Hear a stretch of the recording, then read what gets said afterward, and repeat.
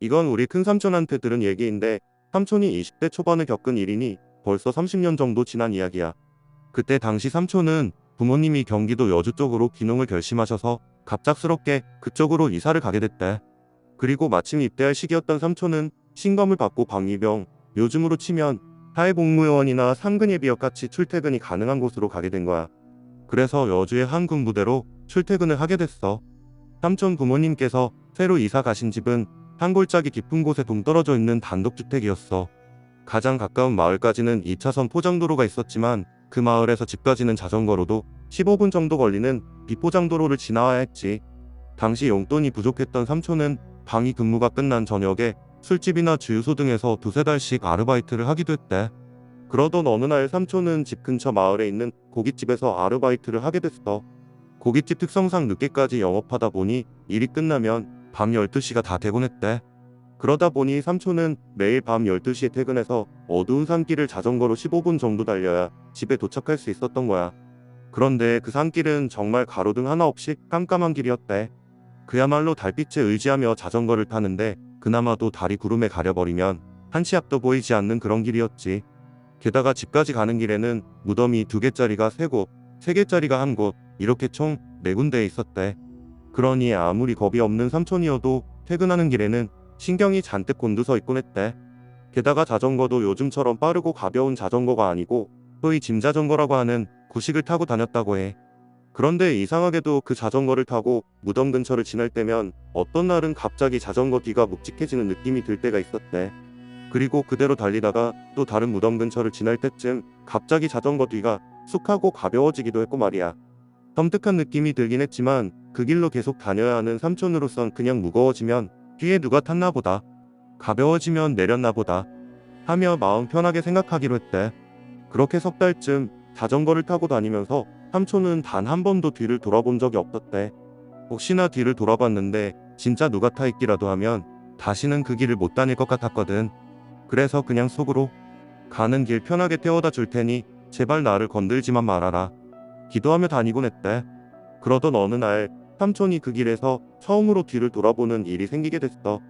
그날도 평소처럼 고깃집에서 밤 12시쯤 아르바이트가 끝나고 퇴근하려던 참에 사장님이 삼촌을 부르더래. 오늘 거래처에서 소를 잡았는데 선물로 고기를 좀 가져다 줬나봐.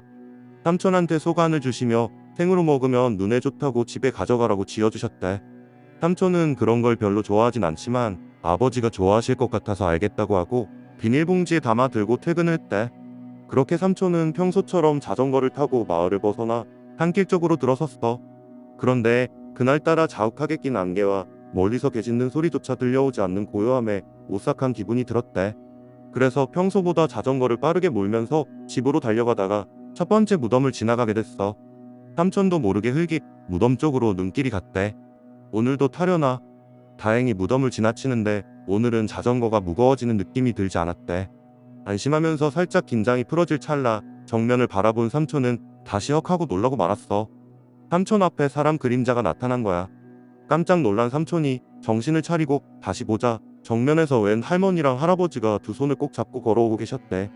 3달 동안 이 산길을 다니면서 사람을 본 건 처음인데다 그것도 한밤중에 사람을 마주치자 삼촌은 반가움보단 두려움이 앞섰대. 저 사람들 사람인가? 상식적으로 이 가로등 하나 없는 깜깜한 산길을 할아버지 할머니 두 분이 걸어가는 것도 이상하잖아. 게다가 할머니와 할아버지가 걸어온 방향의 마을은 우리 집을 지나 산을 넘어야 나오는 마을 하나뿐이거든.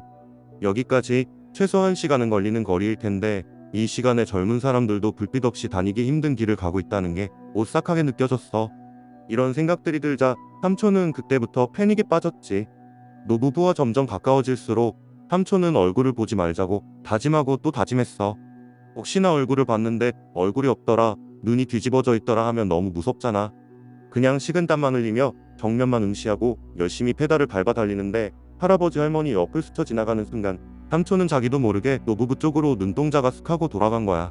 그리고 그 순간 할아버지와 할머니도 모두 삼촌을 응시하고 있었대. 눈이 마주친 순간 그분들의 얼굴을 자세히 보게 됐는데 다행히 삼촌이 느끼기에 그분들은 살아있는 사람처럼 보였대.